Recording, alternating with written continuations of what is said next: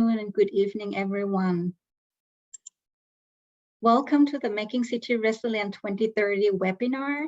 We are very pleased today to have joined with us the International Federation of the Red Cross and Red Crescent Society colleagues who will be presenting about enhancing urban resilience with multi-hazard early warning, urban risk communication, and flood resilience measurement digital tools. The webinar today will be running for 90 minutes. And if you have questions for each of the speakers, please use the Q&A option appearing at the bottom of your Zoom screen. Also, today's webinar will be providing Spanish interpretation. So you can select Spanish by clicking the globe icon at the bottom of the screen as well. So without further ado, I would like to invite Mr. Sanjay Bhatia, Head of Office for Northeast Asia and Global Education and Training Institute of the UN Office for Disaster Risk Reduction for the welcome remarks. Over to you, Sanjay. Thank you, Mai, and welcome to all the participants and to our distinguished panel of speakers. As you all know, this is part of the Making Cities Resilient 2030 initiative, of which IFRC is a core partner. This initiative is being facilitated by UNDRR. It is a cross-stakeholder initiative involving a large number of partners involved in urban risk reduction work. And it is a new initiative which has started just in January and covering right now more than 71 million people around the world. It is an initiative which will last for 10 years all the way to 2030 and aims to help cities and local governments all around the world achieve higher levels of urban resilience by utilizing the tools and the approaches and the methodologies which are available with the partners, and in that way to ultimately achieve sustainable development while reducing both disaster and climate risks. So today is actually the first of this series in a way, where the partners in this series, the partners will present the services they offer, the tools they offer, the value that these approaches provide to local governments.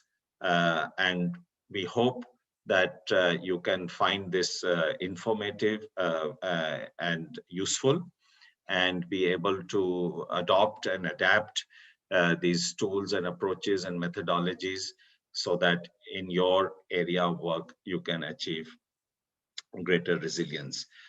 Before I end, I just wanted to mention that UNDRR is also a partner member of the Risk Informed Early Action Partnership, REAP, which aims to make more than 1 billion people safer from disasters by 2025.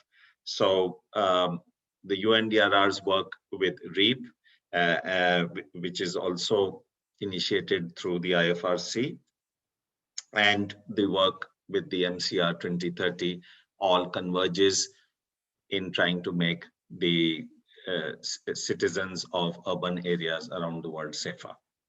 With this, I would like to end my remarks and allow you to hear this esteemed panel of speakers and the approaches and methodologies that they want to talk about, and wish you all the best. So let me hand over to Mai. Thank you. Thank you, Sanjay.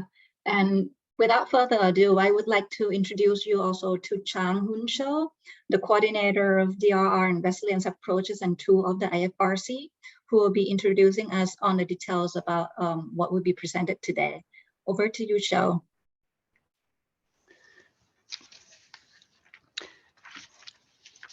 And so will you give the housekeeping information now, or I just proceed with the introduction of speakers?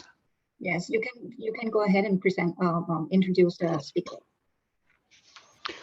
Okay, first of all, good morning, good afternoon, and good evening. Yeah, I'm Chang Hun Choi, Resilience Coordinator of the International Federation of Red Cross and Red Crescent Society Secretariat in Geneva. And I'd like to thank you all for joining this webinar, where we will introduce the Red Cross and Red Crescent services to cities. With a firm commitment to building a resilient world, we have been supporting cities to make them more resilient. We have supported the Making Cities Resilient campaign from the very beginning and offered various services to cities through our national societies, which are present in 192 countries. Today, we will present 3 of our services, which aim to enhance multi-hazard early warning, urban risk communication, and flood resilience measurement. First of all, we will introduce the IFRC Alert Hub initiative and WhatNow service. We have 3 distinguished speakers to present these services to you. And the first speaker will be Mrs. Jessica Potts-Robbins, Information and Communication Technology Preparedness Advisor of the American Red Cross. Jessica manages the Global Disaster Preparedness Center's digital tools, including the Universal App Program, the WhatNow service, and the Atlas Ready for Business Preparedness app. The second speaker is Mrs. Bonnie Haskell, Community Preparedness Advisor of the American Red Cross. Bonnie supports tool and service development around youth and community preparedness with a focus on public awareness and public education and behavior change communication. The third speaker is Mr. Chris Dodd from the Strategic Partnerships Social Impact of the Google company. Chris is leading the global product partnerships for the crisis response and sustainability teams within the Google search. His role focuses on bridging globally resonant and authoritative partnerships to power life-saving experiences for search users worldwide. So with this short introduction, I'd like to hand over the floor to Jessica. Jessica, floor is yours. Thank you so much. It's great to be here today and talk about the IFRC Alert Hub initiative. I'm going to start with a little bit of a background on some of the technology that underpins some of the work that we're doing. So if you take a look at this agenda, we're going to talk about the Common Alerting Protocol, which is the international technical standard that underlies the work that we're doing at IFRC relating to emergency alerting. Then we'll talk specifically about some of the work that we're doing with CAP. We'll talk about the WhatNow service and the Alert Hub initiative, and then transition into talking about our partnership with Google and how the public-private partnerships are making things more effective and scalable, and then discuss our way forward together. So let me go ahead and get started with discussing some things about early warning, early action. I'm sure that everyone is familiar with this kind of scenario. So I'm going to open by talking about sort of a general emergency scenario. So consider the instance of an impending flash flood. This is actually, I put together this slide deck, and then this week and last week here in my home city of New Orleans in the US, we've actually been having some flash flood warnings. So this is very close to my everyday life. But in those kinds of emergencies, when there's an impending hazard and lives are at stake and people need to be warned, what needs to happen is that key facts for the emergency need to be conveyed from the experts to individuals and communities that might be affected by that hazard. And these are the key facts that we're talking about. What exactly is the emergency? Where will it be affected? How soon is it coming? When do we need to act? How bad will it be? In New Orleans, we do get a lot of flash floods, flash flood warnings, relatively common. Some of them will include some localized street flooding, but nothing that's too terrible. And some of them are something that will be more serious and something that we really need to prepare more for. So how bad will it be? How certain are the experts? Are we sure that it's going to happen today? Or is it, maybe not quite certain? And then above all else, including all of this other information, what do we need to do? What, as an individual or as a member of the community, do I need to do in order to prepare my home, prepare my family to prevent loss of property and loss of lives? Next slide, please. So within that context, thinking about that kind of emergency that might be impending, there are a number of different challenges relating to getting that information to individuals. It starts with, if you look at a lot of the technical agencies that have the expertise relating to these hazards, they've over the years created different mechanisms to notify the public about that information. The challenge is a lot of each individual agency is often responsible for creating their own mechanisms to alert the public. And as they've evolved over time, those different systems are not always the same. So from the user's perspective, you end up, or from not the user, from the individual's perspective who might be impacted by those hazards, you're looking at a number of different possible ways that you might be getting hazard information depending on who's sending it. And from an individual perspective, that can be confusing. You're not always sure where to go to get the information. Different agencies might be sending information out differently, and where you're receiving that information might be different. Sometimes you might get it through an automated telephone call. Sometimes it might be broadcast on the television or interrupting a radio station. Sometimes it might be an actual physical siren in your neighborhood. So there are a number of different ways that information can be conveyed. And sometimes those alerting messages don't always convey the same information. The next slide, please. So what this results in is this kind of patchwork, a little bit of a messy situation where each different level of government and each different type of hazard might be communicated in a different way, and you end up with this sort of messy way of information getting from the experts to individuals who need those key facts, who need that information. So with each system designed for a particular emergency and a particular type of communications media, sometimes if those things don't overlap, it can be quite confusing. This patchwork approach can be wasteful because sometimes there are redundancies or inefficiencies, duplication of efforts.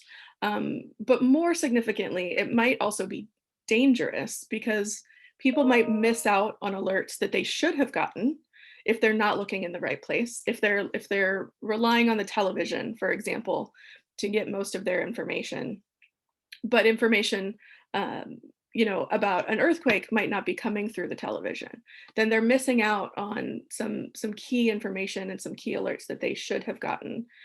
Sometimes it also means that people are getting alerts that are not intended for them, because a lot of these distribution mechanisms are not necessarily localized in terms of their geographic focus. So individuals might be hearing things on the TV or on the radio that are not necessarily relating to their neighborhood or to their region or to their town. That can result, of course, in not trusting alerts if they come, because they might say, well, the last time we heard there was going to be a flash flood and it didn't come anywhere near me, how certain am I that this one is actually going to impact? And sometimes people just get confusing messages that are difficult for them to confirm. So CAP, the Common Alerting Protocol, was invented to break through this patchwork and take alerting beyond this patchwork. The next slide, please. So the Common Alerting Protocol is an international standard that was designed to help address some of these challenges and help to standardize some of the ways that emergency alerts are created and distributed to the public that needs those key facts in an emergency.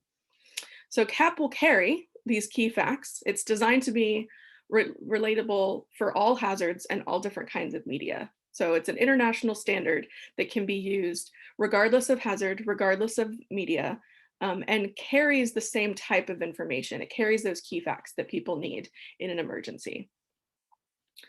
So it can include, and it can be disseminated simultaneously across multiple communications pathways.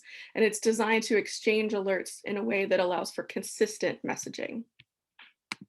So the message content includes those key facts in a couple of discrete fields. And I'll show you in just a minute what that kind of message would look like.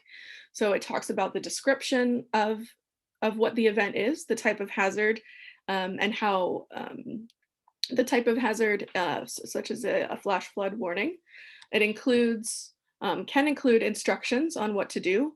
And it will include where that's happening. That can be done through an area description, such as the city of New Orleans, or it can be done through a polygon where the alerting agency can actually draw a polygon around the area that's going to be affected. It also communicates information about how soon, how bad, and how sure the experts are about that emergency. Things that are absolutely critical to understanding what a user should supposed to do. It also then gives the message some context. So it includes the name of the alerting agency, who is sending that information, how do we know where that information is coming from. That's included in the CAP message.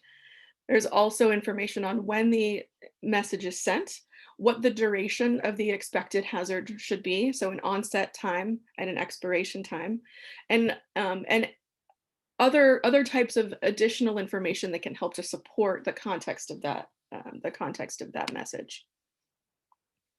Next slide, please. So this is what a CAP message can look like once it's sent, and you can see here in the column in the middle, the different categories of information that are being sent through this CAP message. So you can see the category is meteorological, the event is a severe thunderstorm.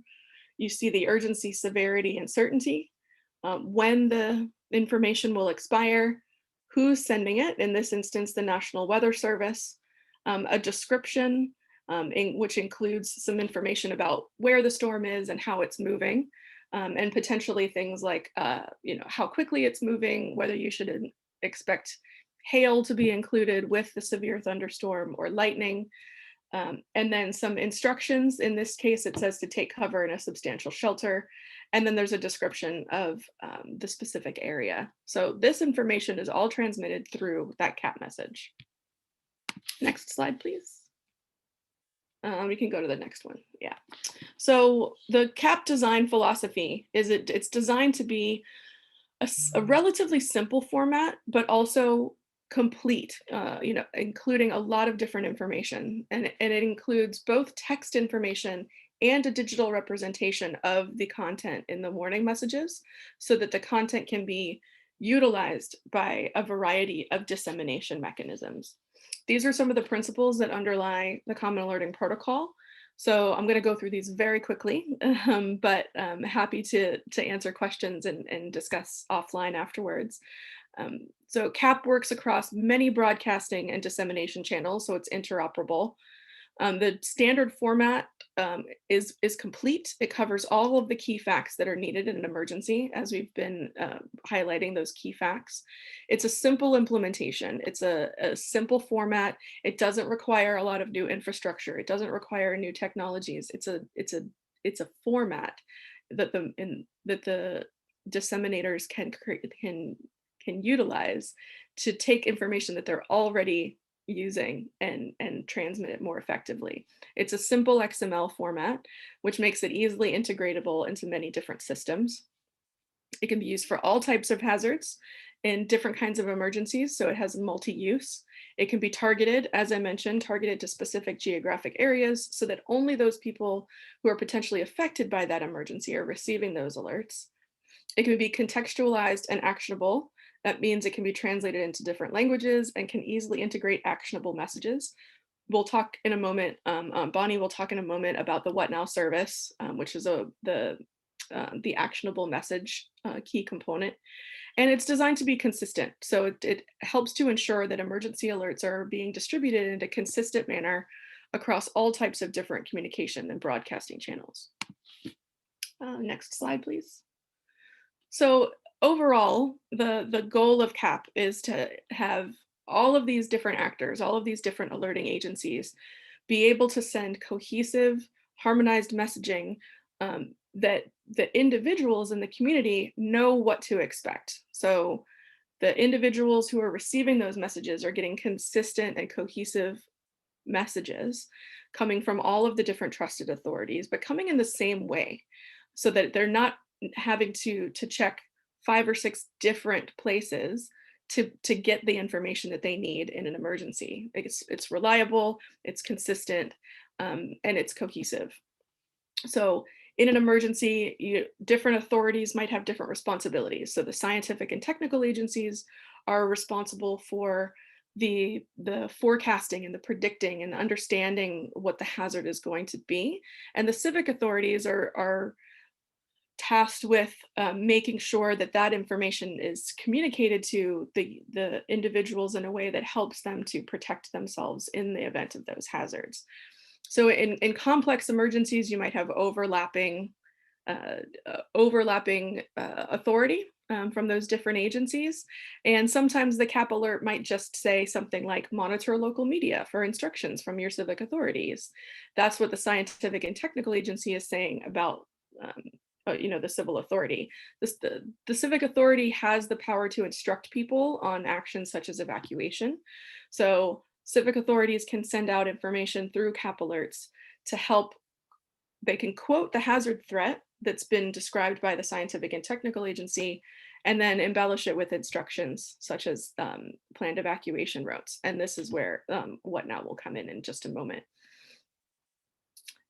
And then finally, just to summarize the benefits of CAP and the advantages of this technology that are underpinning this work that we're doing at IFRC. CAP makes it easier and quicker to issue alerts.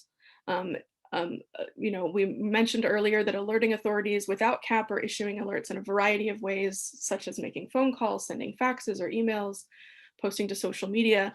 Those activities consume a great deal of time and distract from the mission of composing accurate and actionable alerts.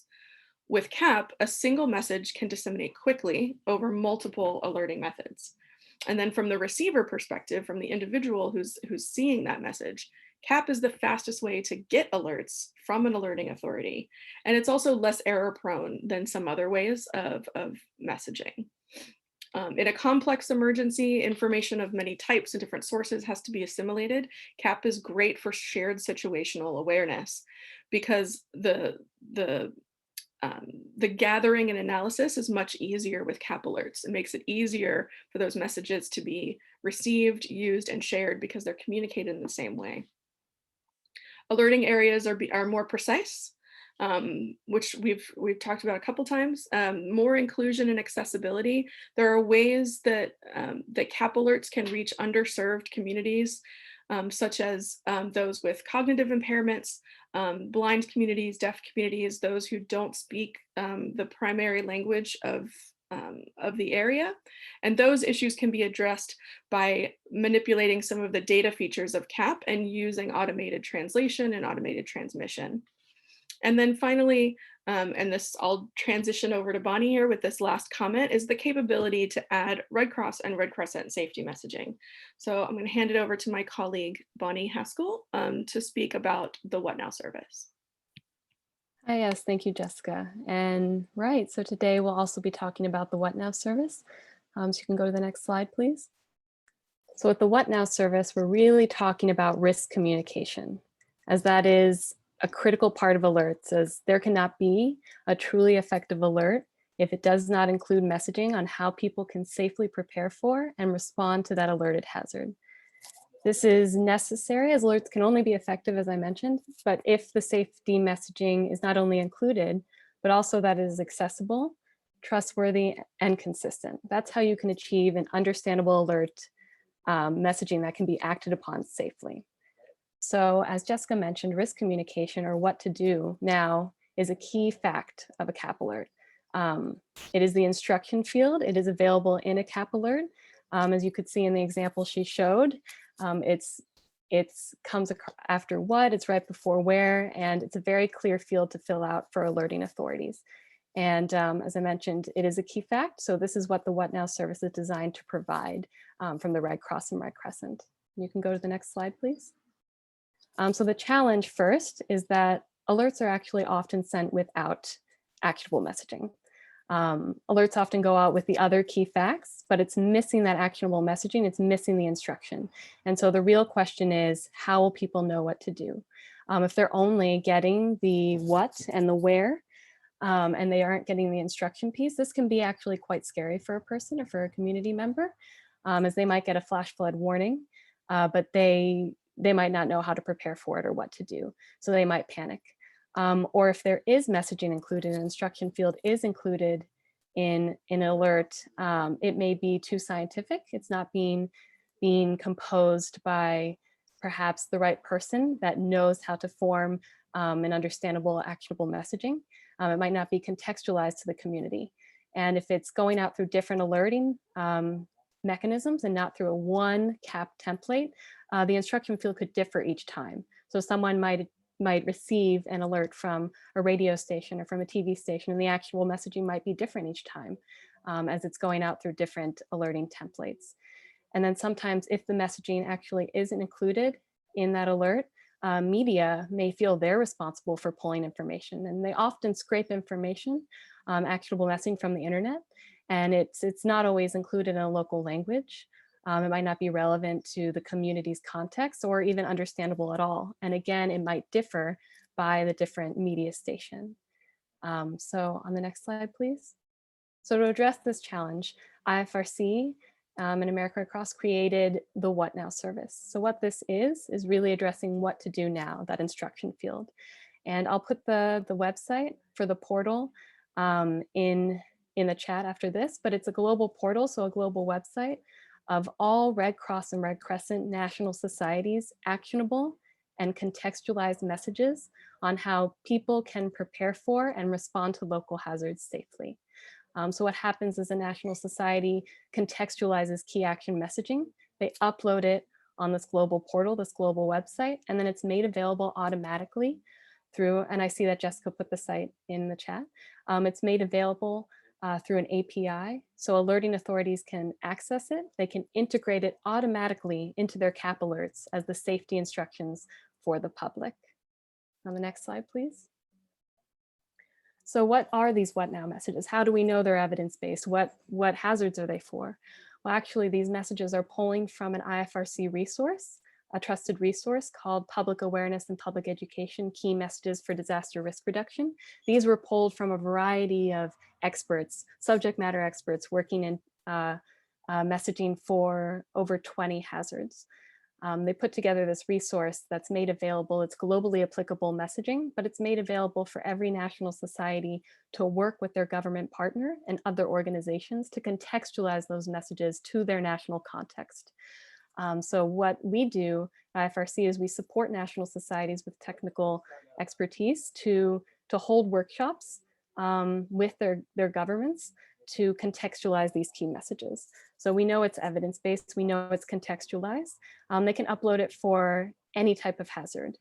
We offer through those public awareness and public education key messages, messaging for 20 hazards, but if the national society and government have messaging for other hazards, they can add them in.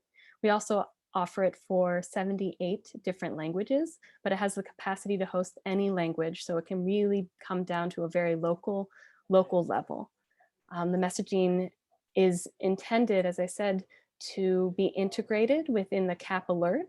And as the CAP alert urgency levels vary between watch, warning, response, and recovery, we made sure that this site had the messaging to be paired with preparedness messaging, watch or warning, with response or immediate alerting, and also recovery messaging.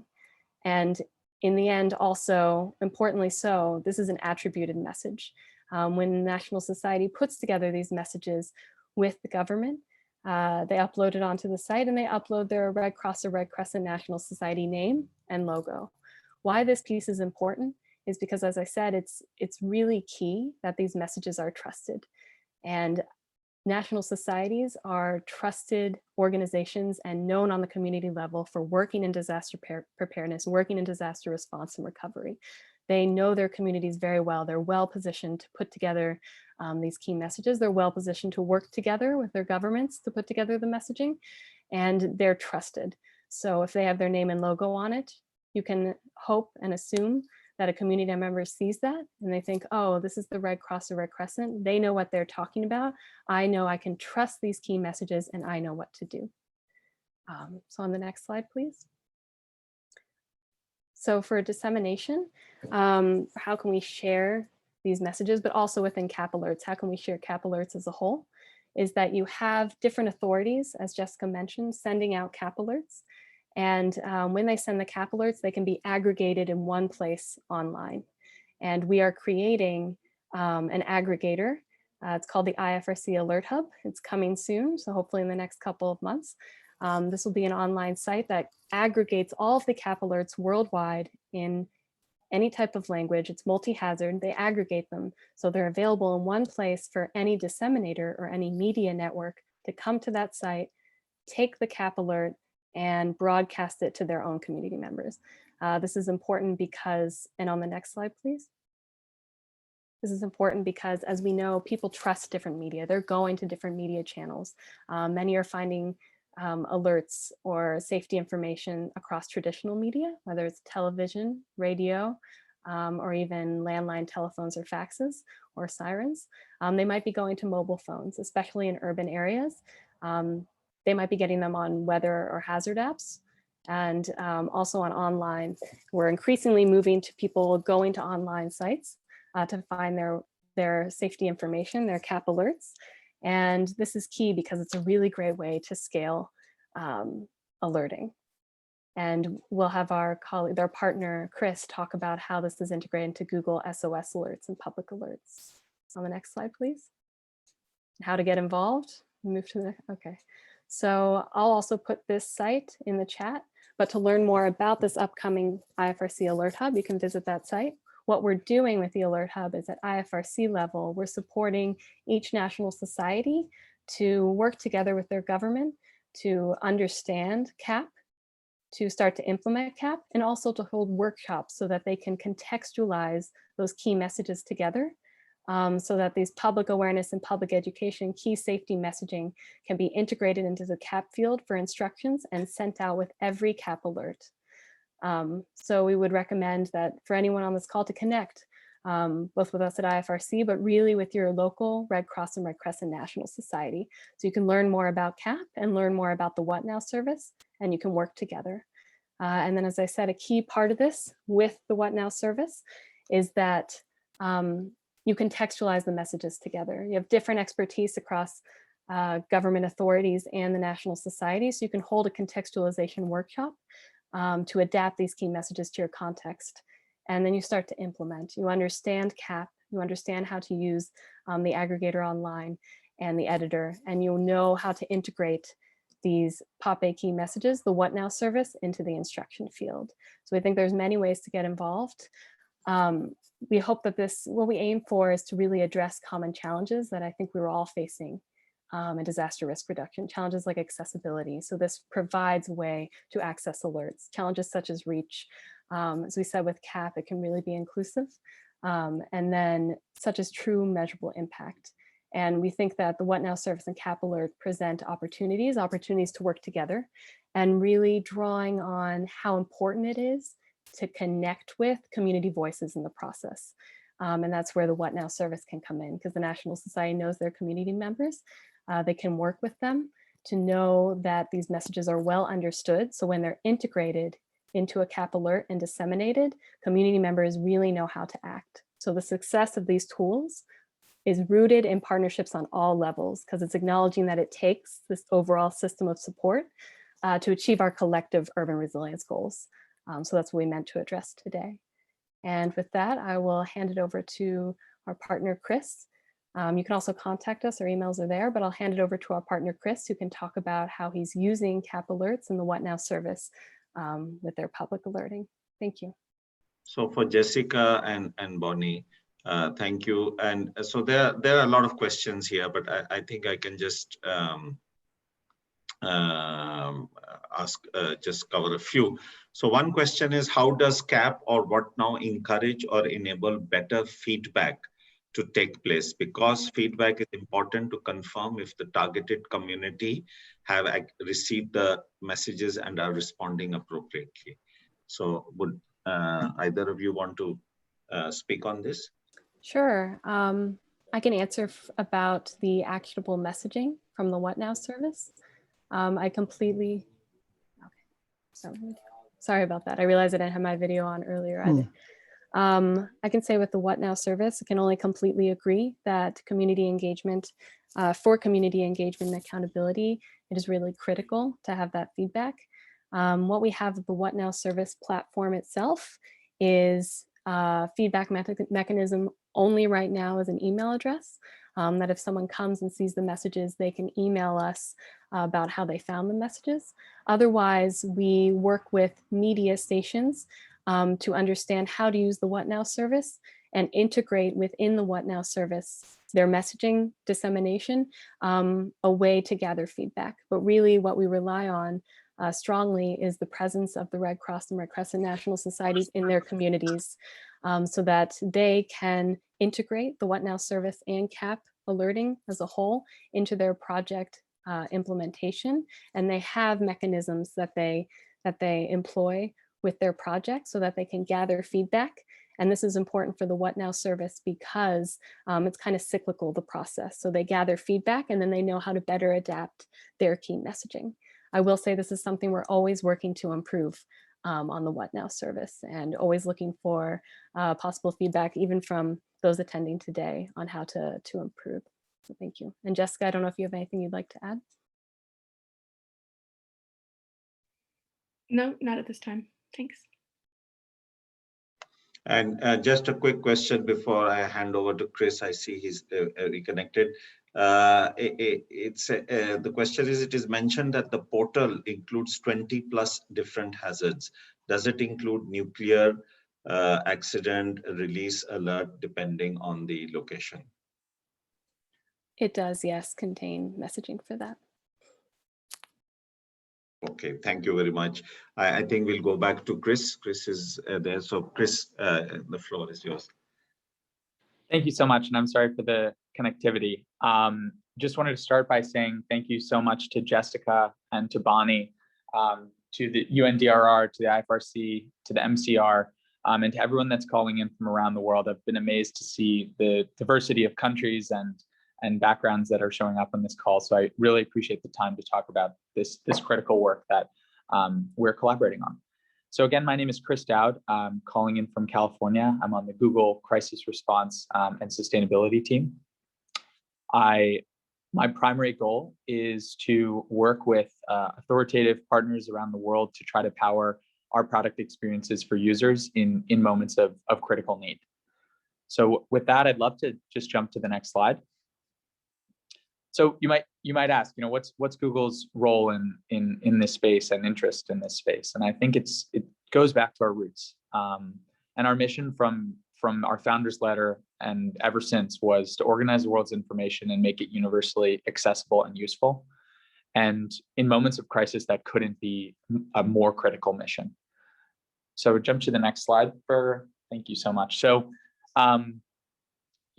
we talked about some of the fragmentation in the alerting ecosystem across event types, across geos, across different platforms, from radio to mobile to sirens in the street.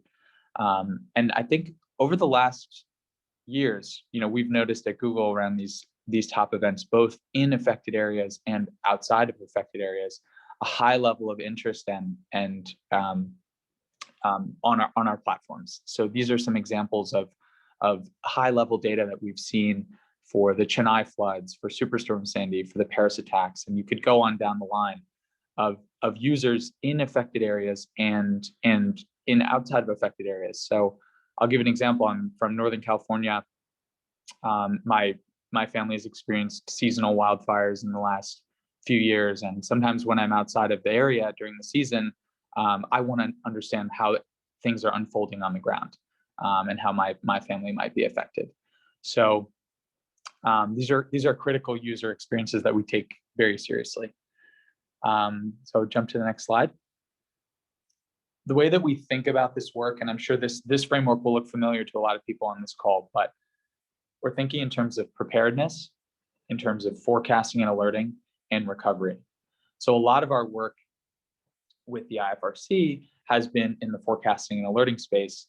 We see it in a broader context of how can we also be helpful in the early warning space, and leveraging our artificial intelligence platforms to power products such as the Flood Forecasting Initiative or Wildfire Mapping Initiative. So really building these rich experiences for our users, powered by authoritative sources like many of you on this call, to really ensure that we are connected and moving in lockstep with authorities around the world as they're trying to alert their communities and their people. Jumping to the next slide. So as Bonnie mentioned, we have really two core products in this space at the moment, which are critical to supporting users in moments of crisis and getting them the most authoritative information. So I'll start with our Google SOS alerts. So SOS alerts are for really emergent, fast-moving events where we are, through data partnerships and through close relationships with government authorities and news publishers, really trying to keep the minute-to-minute information as fresh and as structured as possible, such that if you may have been in Atlanta during the most recent case of shootings, you would have seen that there was an SOS alert launched with information from local publishers, from maps, from authorities in the area. And this is a little different from the next product that I'm gonna tell you all about, and many are already familiar with this. You go to the next slide. So this is public alerts. Public alerts is powered by CAP and powered by our partnership with the WhatNow Safety Tips team. And really what makes this so special is it's truly leveraging the authorities' top level information on events as they're unfolding. And we're powering that experience for users through those partnerships. And in the case of the IFRC safety tips, this information is so important for people as they're navigating the immediate moments of a crisis as it's unfolding. So to see that their local trusted government authority has directed one action or another and is giving them timely information, and to see that their local IFRC chapter is powering a more narrative experience about how to navigate the coming hours or days as the event is unfolding, is a huge moment and opportunity that everyone on this call I know understands deeply. And at Google, we really do everything we can to respect the user and respect the opportunity, because in many cases, our users are coming to us with need for an immediate action, an immediate movement, or planning for the next few days. So we take that responsibility very seriously. I'd like to jump to the next slide, please. So this, what I just mentioned, we work really closely with our CAP publishers around the world. We have around 30 at the moment, and continuing to expand that capacity to make sure that the feeds are up to date, are reliable, are highest quality content and syntax, and moving across the multiple languages that are necessary, because these searches in many cases are coming from all around the world, even if an event is happening in a localized area. Jump to the next slide, please. So is a long history we have with the safety tips team at IFRC, and it's been, in my opinion, one of the most critical partnerships for the whole, for our entire crisis response efforts over nearly 10 years, is getting the best richest, most localized tips for people from a trusted authority to really help them navigate and really help them understand next steps. And as Bonnie mentioned, you know, these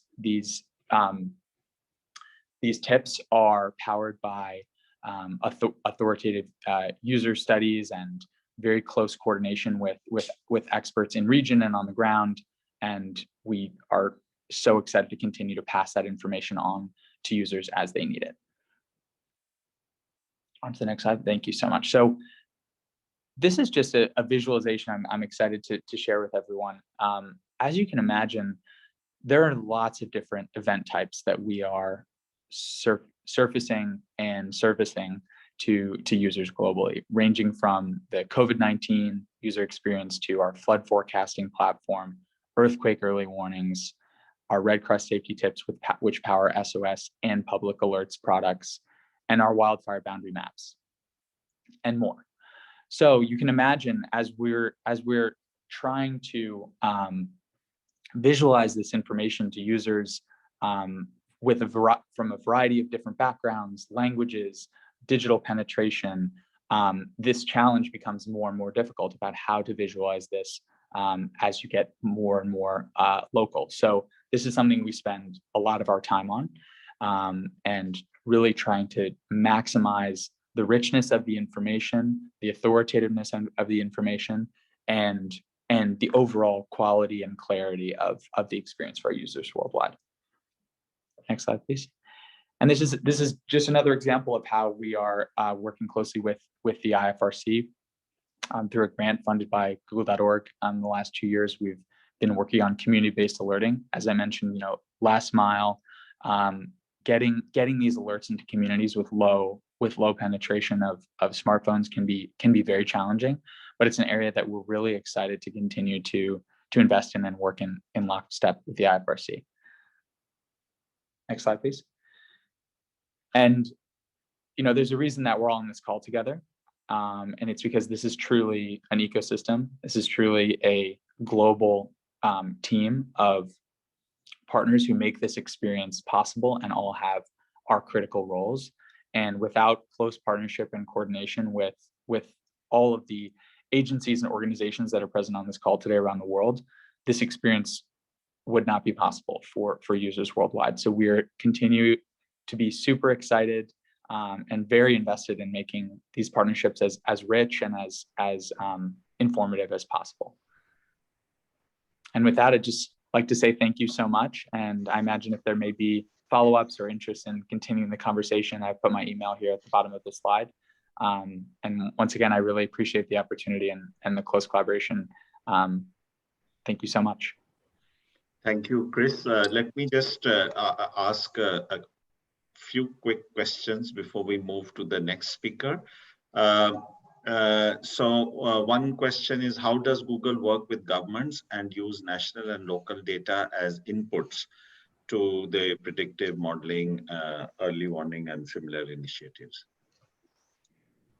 Absolutely. So our public alerts platform is powered by CAP. So each of our CAP feeds come directly from government authorities. So that's a critical way.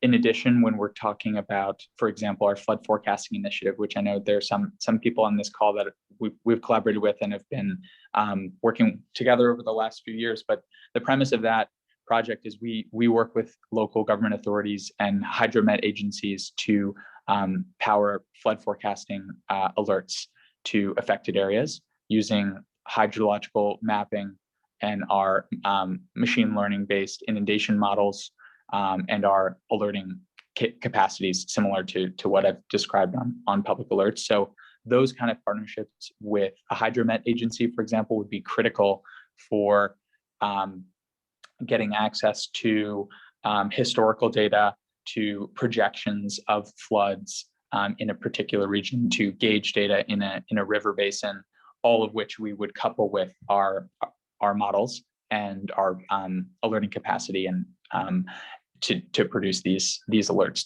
to users on the ground. So lots of examples like that, similar in the wildfires case, but the data attributes would be different. So it really depends across event types, but in each case, it's long journey of close collaboration and technical feedback between the two teams. Okay, thank you, Chris. There's another question. Maybe it concerns all of the panelists, or any one of them could give some ideas. What about the areas, or let's say outside the urban areas, where connectivity, internet connection might not be so good, or may not even be existing? So, or the persons don't have the smartphone with them, or they don't have a smartphone. So are there any examples of any alternative means that you have seen around the world? Sure, I can answer that. Sure. So one of the benefits of CAP is that the same message, the same, excuse me, the same emergency alert can be distributed through a variety of dissemination mechanisms at the same time. So that same flash flood warning can be sent through a television station, through smartphone apps, through radio messages, and can even be linked to things like automated sirens that are localized in some of the more remote areas. So while we absolutely recognize the challenge of reaching remote areas where some of the connectivity issues are prohibitive, one of the benefits of CAP is that by utilizing a variety of those dissemination mechanisms, we increase the probability that those messages are going to reach as many people as possible. Because some might have access to radio, some might have access to smartphones, some might be relying on sirens, but CAP can be used to send messages to all of those mechanisms simultaneously, increasing the opportunity for those messages to reach communities that are in need.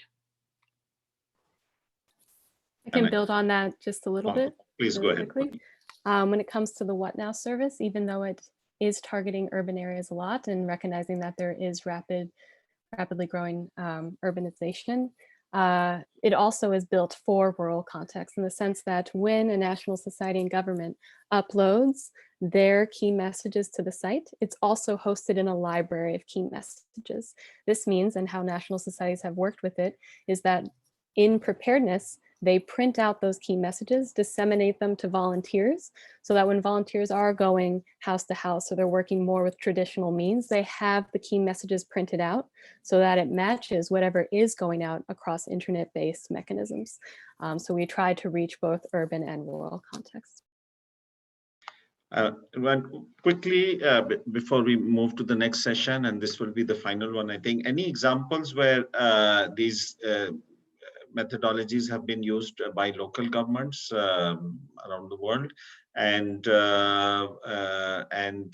how are they exactly integrated into the existing systems which local governments may have, which may not be very sophisticated?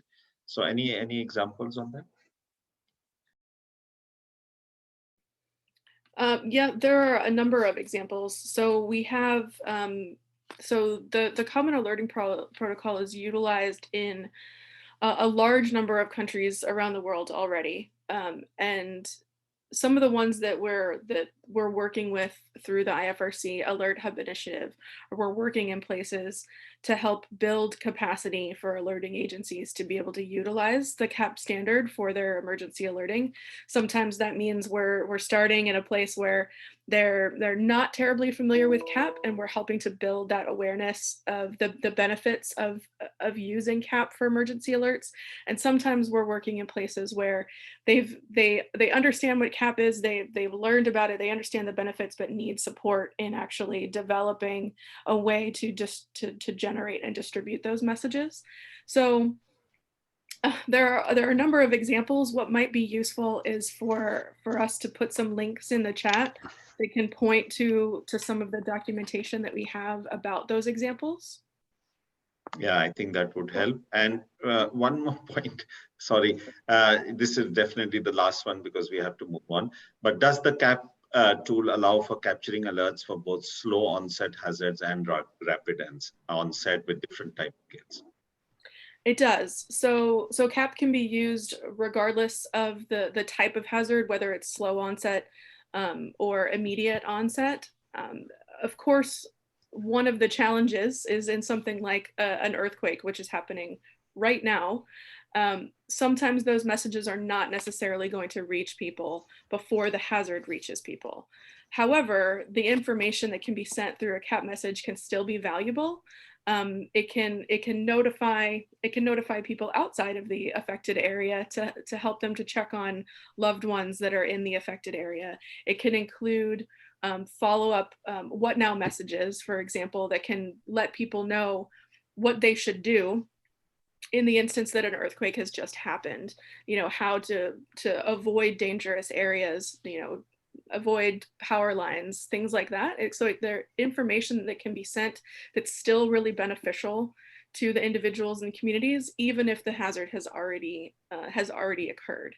And in some instances, because CAP is an automated, can be automated and can be distributed so quickly through digital mechanisms, sometimes you might have an earthquake that's happening many, many miles or many kilometers away, and it can actually reach individuals before the earthquake, before they feel the earthquake. So the speed of those CAP messages and the speed with which they can be distributed sometimes can make the difference of just those couple of seconds that can allow someone to step into a more a safer place, or to, you know, a surgeon to put down their scalpel, you know, things like that, that can, you know, those seconds can be really valuable, and the CAP messages can be sent so quickly that's possible. Thank you. And I think I'll hand over to Cho now for the next part of the session, and then hopefully we'll be able to come back near the end for some more Q&A. But there are some Q&A, and if you can look at that and type the answers also, that would be helpful. Thank you very much. So, Yeah. Thank you, Vonnie, Jessica, and Chris for your presentation. There's high interest in the topic. So now we will move from multi-hazard early warning and urban risk communication to a specific hazard, that is flood. So we will present the flood resilience measurement for communities. We have two speakers who will present this service to you. First, Mr. David Nash. David Nash is the Climate Change and Partnerships Senior Manager of the Zurich Foundation. He is leading the Zurich Flood Resilience Program in the Zurich Insurance Group in Switzerland. This program is a multi-year global initiative which is aimed at enhancing community resilience to floods. Second speaker is Mr. Francisco Yanni. He is a Senior Officer for Floods Resilience at IFRC. As a dedicated humanitarian development leader with both headquarters and field experiences in various countries, Francisco is managing the flood resilience measurement program in the IFRC. David and Francisco, the floor is yours. Thank you very much, Cho, and good morning, good afternoon, good evening to everyone who is on this call today. One of the great pleasures of my life has been to be part of the Flood Resilience Alliance, which, as you'll see from this opening slide, is a partnership between a variety of academic partners, of the private sector through Zurich Insurance Group, and through our research partners as well. Floods is a very complicated and complex issue that can't be solved by simply deploying the measures from one sector alone. So coming together in a joint way has been an eye-opening experience, and we hope will has led to something that's really interesting, which we'd like to present to you today. So if we could go on to the first slide, please. So just to kind of give you some context as to how we are working. The Flood Resilience Alliance of this group of currently 10 partners. You'll see 9 logos on there because Zurich and the Zurich Foundation are technically separate partners within this group, forming together as a cohesive group, looking at the whole issue of finding practical ways to help communities, both in the developed and the developing world, strengthen their resilience to flood risk. Our aim with this whole kind of alliance is to try and create an environment where floods have no negative impact on people's and businesses' ability to thrive. So we really are looking at this through a lens of pre-event resilience, moving to a position where we are getting ahead of the disaster curve rather than waiting until the disaster has struck and having to clean up the situation afterwards, often knocking people back several generations. The Flood Resilience Alliance was formed originally in 2013. We evolved this relationship from an initial 4 or 5 partners into what is now a 9 or 10 partner organization. And it harnesses or tries to harness the very different perspectives of each of our partners. So Zurich bringing in a very strong risk understanding and understanding of how risk manifests and how it kind of develops, which is very useful in a climate change environment, looking particularly at that climate risk. We look through the lens of a community practitioner level, both at a humanitarian and at a development level, and our partners on the ground operate programs on the ground to understand how we can work. And then we have a series of academic practitioners that unpick what we are doing, looking through a variety of different lenses to create a whole learning environment. We set out on this journey with a view of saying we need to tackle climate risk and think about climate risk. And in 2013, the biggest single hazard we're trying to tackle was floods. At the time, floods accounted for more losses than all other natural hazard losses combined. So it was the single biggest hazard. It remains the single biggest hazard, although it doesn't quite take up 50% of all of the losses any longer.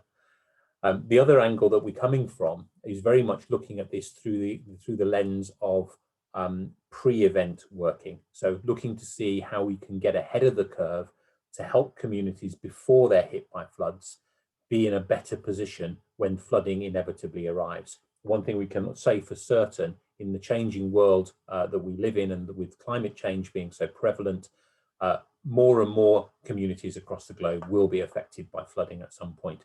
So how do we get ahead of that curve to ensure that communities can be better protected? We started off with an anecdotal belief that for every dollar you invest in upfront resilience, you save $5 in avoided losses. And that has been borne out in the research that we've done since then into a variety of different projects looking at this pre-event space. If we can go on to the next slide, please. In terms of that challenge in 2013, one of the key asks was to demonstrate that we had improved resilience at a community level. Now, many of you on the call, I'm sure, will be resilience professionals and working in this whole kind of resilience space. And you'll know just how nebulous a concept resilience actually is. It's really hard to nail it down and grab hold of it and say, that's resilience. We know how that is built. We therefore know how we can measure it and demonstrate to people that, that we have built this resilience. And it turns out in research that the UNDP commissioned in 2014, that there was a good reason why we didn't know how to measure it, and that was there was no general measurement framework for resilience that had been empirically verified. So there were plenty of people with ideas about where resilience came from and what it might look like, but there was nothing in terms of measuring that had been verified through experience. And so we set out on a journey, which is what this part of the presentation is all about. How did we develop what we're calling the flood resilience measurement for communities approach? Firstly, the whole kind of concept of resilience is a really difficult one to get hold of. We can go on to the next slide, please. Whenever you put experts in a room from a resilience point of view, 20 experts in a room will come up with 25 definitions of resilience, and we're no different. The definition of resilience that we have evolved has comprised looking at all of those definitions of resilience that we could find and trying to pick out from them what the common threads were and what the common understanding was. And it turns out that the definition of resilience from our perspective takes a look at a community as a system. And this is a really important point about what we're looking at here. a systems approach to dealing with resilience. We recognize that resilience is the ability of a system, in our case, a community or a society, to pursue its social, ecological, and economic development and growth objectives. In other words, to look at how that society is evolving whilst managing its disaster risk. So recognizing that there is a disaster risk that will impact periodically over time. So it's not a one-off thing, it's happening over time in a mutually reinforcing way. What that basically is saying is that the way in which community development happens, the way in which they pursue these ecological, economic, and development growth objectives also adds resilience if done in the right way. And if you do resilience right, then you'll support those economic, social, and ecological development and growth objectives. So it's a mutual reinforcing relationship. There are a few builds on this slide, so if we can click through the builds, I think there are 5 of them. So 1, 3, 4, and then 1 more. And what this basically is saying, in terms of what this resilience definition is saying, is that it doesn't matter where you are within a community, whether it's an individual with their own goals, whether it's a household looking to extend their growth objectives, or a small business, whether it's the community as a whole. When you're hit by an event, the danger is that all of those goals are pushed backwards. All the gains you've made so far from the development that you've done is pushed backwards. And so resilience is the ability not to be pushed backwards. It's to be able to cope with that risk as it hits you and be able to continue on your growth path. The only trouble is with that is that's really, really hard to measure. It's difficult to be able to say that's what resilience looks like. And part of the reason for that is because in order to look at a resilient outcome, you need to have a flood event, and you really can't tell when one of those is going to come. So if you're trying to measure your impact, trying to measure the community and its evolution over time, the only time you can measure that is if there was a flood. And in some cases, that may not happen within a project cycle. So we needed to think about something else. How do we get to a point where we can measure this almost by proxy? So that's when we started to think about the next level down. So if that's a resilient community, what kind of qualities does a resilient community have? If we go on to the next slide. And then there are 4 builds on here as well. So 1, 2, 3, and then the 4th one. The way in which we started to look at this whole kind of issue of what a resilient community looked like was to say, what kind of characteristics would it have? We did some research, we looked at a number of different models, and one that kind of stood out to us as being something we could really kind of build around was this model called the 4 R's of resilience. It actually came from an earthquake example, but the purpose of it was to look at kind of infrastructure as a system. So how did the system connect all together and work together? And it turned out that there were 4 different types of characteristics that system would have. The ability to withstand the shock in the first place, the ability to fall back on alternative backup systems, the ability to adapt, so be more resourceful about the way in which the resource was used, and the ability to be able to respond really rapidly. So all of those kind of characteristics are what makes up the kind of resilience. So they give you resilient outcomes.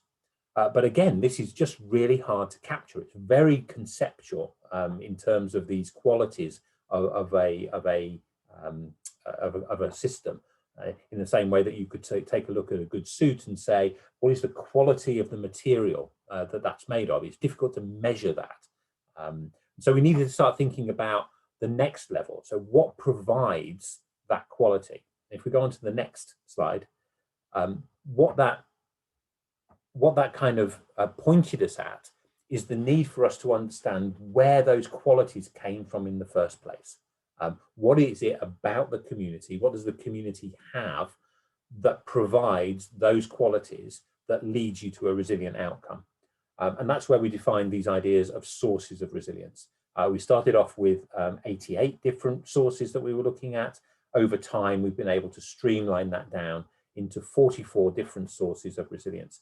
Basically things that are tangible, things that you can look at and evaluate and work with to develop. They are based upon the community's assets and the resources that the community has to sustain that as itself as a community. It looks at multiple different dimensions of those assets, and we believe they can serve as proxies for the outcomes of resilience. So these sources of resilience kind of come from this asset base. What does the community have? The way in which a community builds, uses, and maintains those assets leads to those resilient qualities, and that in turn leads to resilient outcomes. In terms of those sources of resilience, if we can move on to the next slide, our primary lens for looking at those uses the 5 capitals model, which comes out of the Sustainable Livelihoods Framework. So this is a framework that's been around for a number of years now. It's a fairly familiar way in which you can look at a community and what it has, and breaks those sources down and distributes them across the human capital, the knowledge, education, and skills of people, the social capital in terms of the way in which the system coheres together, how cohesive is it, how inclusive is it, what's the political dynamics, all of those kinds of things. The physical infrastructure itself, because clearly the physical infrastructure that the community is made up of will either provide or detract from their resilience, and the same with the natural resources and the way in which they use the natural environment. And the last one on there is the financial capital, the way in which they have backup resources to be able to recover from if necessary, or invest in, and the idea of being able to maintain livelihoods and be able to maintain life through the livelihood space. So all of these sources kind of coalesce around these five capitals, and so we call our model the 5C 4R model, looking at the 5 capitals, which are where the sources of resilience come from, providing the 4 Rs, the 4 qualities of resilience, leading to resilient outcomes. We can kind of move on to the last slide I've got to share with you. The practicality of this tool is the one thing that I think makes it stand out from just another framework and another idea. And the practicality of this tool is something that my colleague Francisco will talk about in a little while. But fundamentally, we take these 44 sources of resilience, we go out to the community and other data sources and gather data about those sources of resilience, both quantitative and qualitative data. And then we apply something that the insurance world uses to assess risk, taking a variety of different kinds and types of data and comparing it to a scale of quality, basically saying, is it the best it can possibly be? Is it good enough? Are there deficiencies? Or is it significantly below standard or missing? And by looking at a definition of what each of those looks like for each sources against the data we gather, we can allocate grades to each of those sources, which in turn can turn into a numeric value. Now that numeric value on its own means pretty well nothing, but when you track that through multiple measurements over time, you can see the quality of what you're doing improving, and you can therefore demonstrate through proxy that you are improving resilience. And that's what we set out to do, to take a look at that. The tool has, however, kind of moved on from that space in terms of what it can provide. And I'd now like to hand over to my colleague and friend from the Federation, Francisco Yanni, to talk about the practicalities of the tool in more detail. Cheers, David. Turn on the camera as well. Thanks, David, and good morning, good afternoon, and good evening to everyone. The points I'm about to share, can we go to the next slide, please? The points I'm about to share come from conversations I've had with Alliance colleagues, informed by their work across all these different contexts. From the map, you could see that our experiences span from the Philippines to Peru, from Bangladesh to El Salvador, from Germany to South Sudan. The Alliance operates in more than 300 rural, peri-urban, and urban communities in some of the world's most flood-prone areas. We've chosen the communities we work with based on their flood risk, their flood vulnerability, and interest on the part of both the community and the local authorities to work with the Alliance. Next slide, please. As David mentioned earlier, systems thinking. If I had to choose the very top benefit of embracing this flood resilience measurement approach, the FRMC approach, it's undoubtedly about how, through its application, we facilitated a systems thinking to our resilience programming. As we've developed this approach, it has become apparent that it goes much beyond the initial aspiration of being able to measure results. What we have found is that the FRMC is at the heart of what we do. The process itself and the outputs from using the FRMC provide three core elements to advance the resilience work. Number one, it helps us measure changes in sources of resilience, which we believe are proxy for changes in resilience outcomes. Number two, it helps us support decision-making, for example, in local intervention planning or in advocacy initiatives. And thirdly, it helps to build capacity at the local level through consistent training and development. Overall, we found that the FRMC systems approach contributes to building the capacities of permanent local actors and has provided clear insights for solutions best suited to absorb, adapt, and transform when facing shocks and stresses.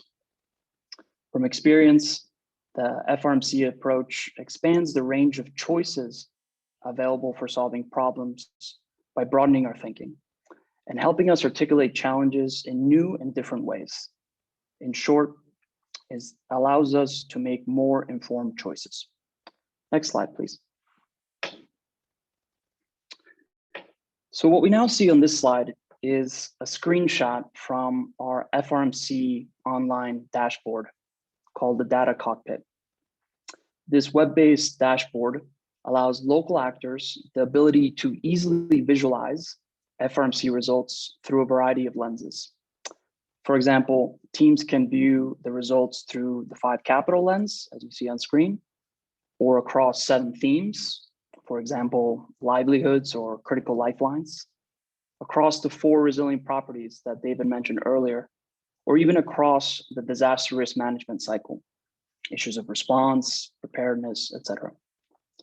Taking a step back, we land at the FRMC dashboard data cockpit at stage 4 of a 5-stage process.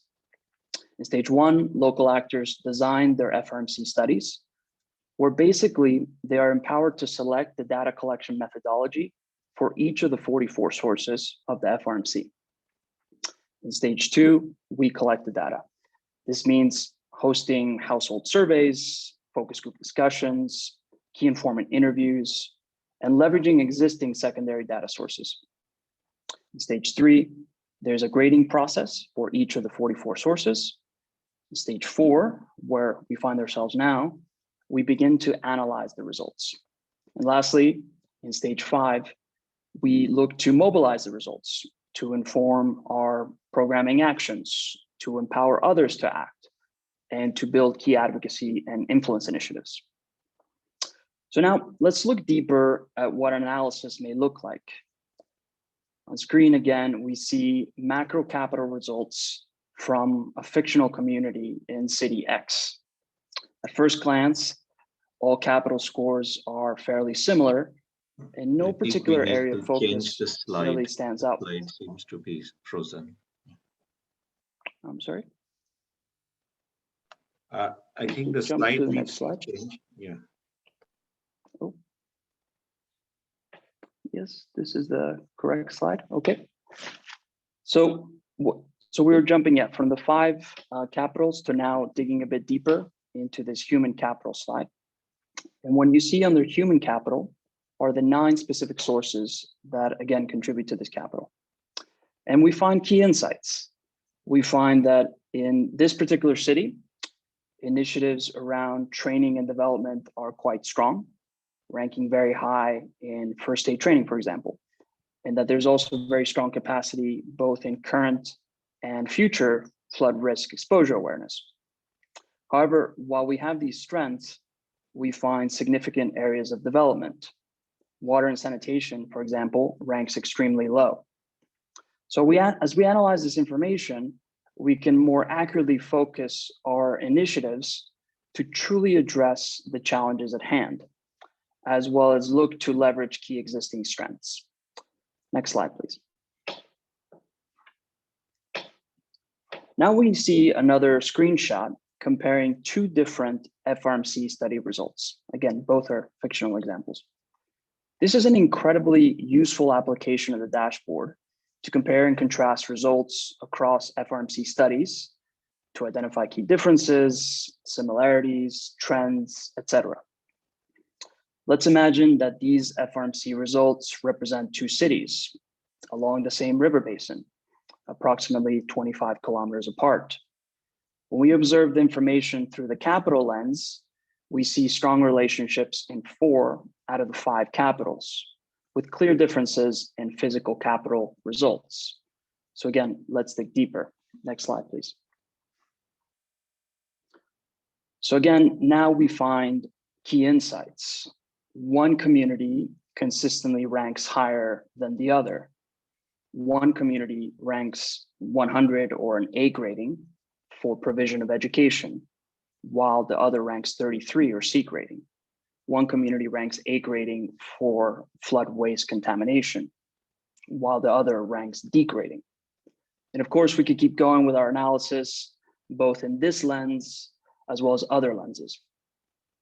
In practice, the key takeaway has been that through the clear visualization of FRMC results, we could really provide more focus and better inform our decisions. Imagine that instead of two communities 25 kilometers apart, we were comparing 10 different neighborhoods across the same city. We then clearly see key differences, common strengths, and overall have greater precision to our resilience building efforts. Next slide, please. So far, you've heard from David and Francisco about the value of this FRMC approach.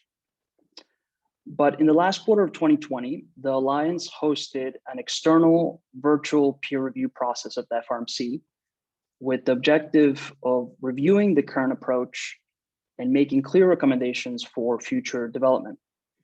A total of 14 resilience and measurement experts took part in the review.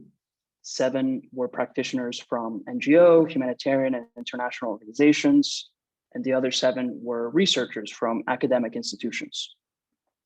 On screen, you see some high-level remarks relating to the FRMC approach that form part of a larger report produced by the external peer review team.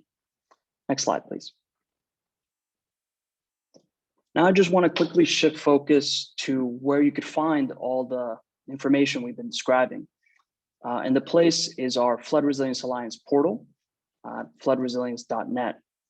The Flood Resilience portals are online spaces for sharing practical knowledge about why and how to build flood resilience. They bring together all the knowledge generated and exchanged through the Alliance, alongside resources from other organizations and researchers who work on flood resilience. There are currently 5 flood resilience portals, 4 local portals in national or regional languages, with knowledge specifically curated for those building flood resilience in Latin America, Nepal, Bangladesh, and West Africa, and the English language portal, serving as the global knowledge platform on flood resilience. I like to add that the multi-sectoral nature of the Alliance, together with external partnerships with peers, really ensures a unique diversity and richness of content for the portals, while remaining clearly focused on floods and community resilience. Next slide, please. In this slide, just very quickly, we just want to highlight that there's a wealth of guidance available to support with the FRMC approach. Again, it's available in our portal and available in multiple languages. As this example shows, we have guidance ranging from data collection best practices to results analysis and intervention planning. Next slide, please. And lastly, to conclude, in terms of next steps, you could visit floodresilience.net to view more information on the FRMC approach. You could request an FRMC demo tailored to your specific organization, or you could sign up to use the FRMC and integrate it into your resilience strategy. Next slide, please. So on behalf of David, myself, as well as the other colleagues that presented earlier today, our sincere thanks for your time. The tools and approaches we presented today are available now, and we look forward to partnering with you to create positive change. Thank you so much. Thank you, Francisco. I think one question, because there are a number of cities who are part of the network of the MCR 2030, and many of them already have done some kind of assessment, most probably not very sophisticated, but some kind of risk assessment to help prioritize, to identify gaps and prioritize areas of action. So if such a city would like to use the framework tool that you have just demonstrated, who should they contact exactly? And if they are not in especially if they're not in those countries and that region, Latin America, and the countries like Bangladesh and others you mentioned. So is there any scope for still being able to use these tools, and what is the kind of support that could be available? Thank you so much for your question. And David, please feel free to also add your comments. Absolutely. So apologies, what I showed in the map was just giving a bit of a range of where we've applied our approach.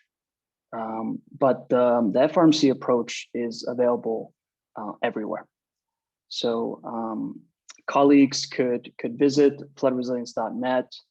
I would really encourage them to get a demo. It could be from myself, from David, from other colleagues in the Alliance, to really explore a bit more depth. I know we had limited time today to see if it's a really good fit.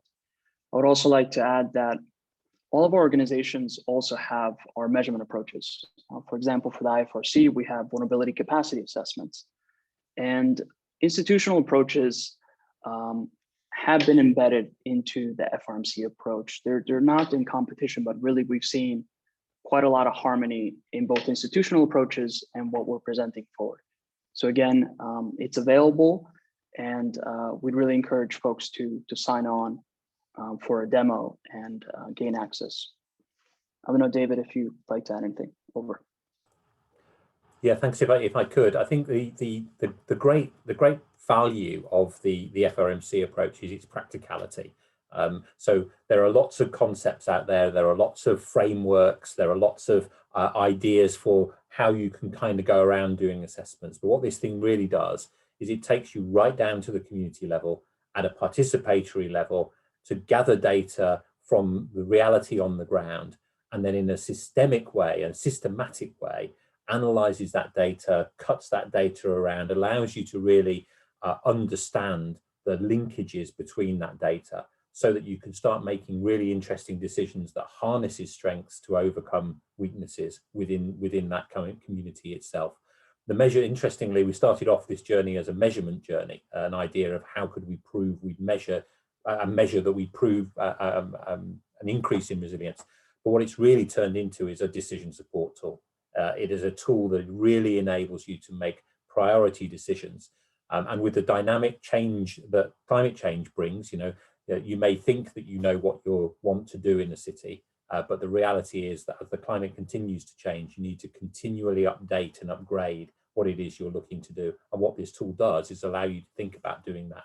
As Francisco says, we really welcome any interest from cities, from practitioners, from funders even, who are interested in this whole kind of field, to reach out, to contact us through floodresilience.net /FRMC_story is what it is the place to go. That's where you'll get all of the kind of connection to the piece, including the links to send mails to the right kind of places to get demonstrations done. Thank you. Thank you very much. And in any case, we will be sharing these PowerPoints with the participants, which are numbering over 400 today. from all around the world, and I do hope and I do think that there will be some many queries and contacts out of this. So I think we are running out of time, so I'll hand over to Joe.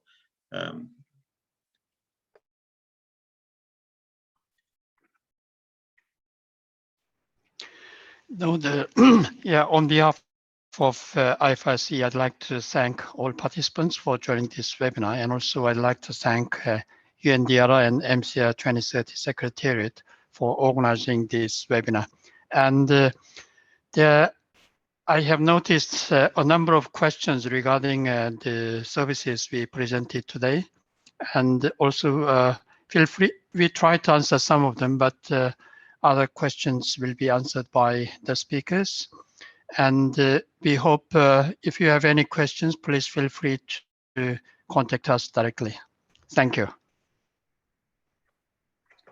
Thank you so much, Joe, and thank you all the speakers and as well as Sanjaya.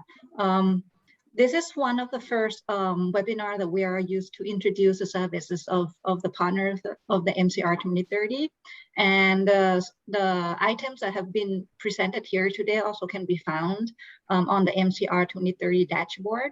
If you are working with the cities, you are part of the cities and you have not yet joined the initiative, I would encourage you to log on to MCR2030-UNDRR-IFRC and join us in this initiative. And if you are working with the cities from any entities that have the service useful for the cities, we also invite you to join our initiative to list your service so that city can have access and be able to progress more on the resilience journey.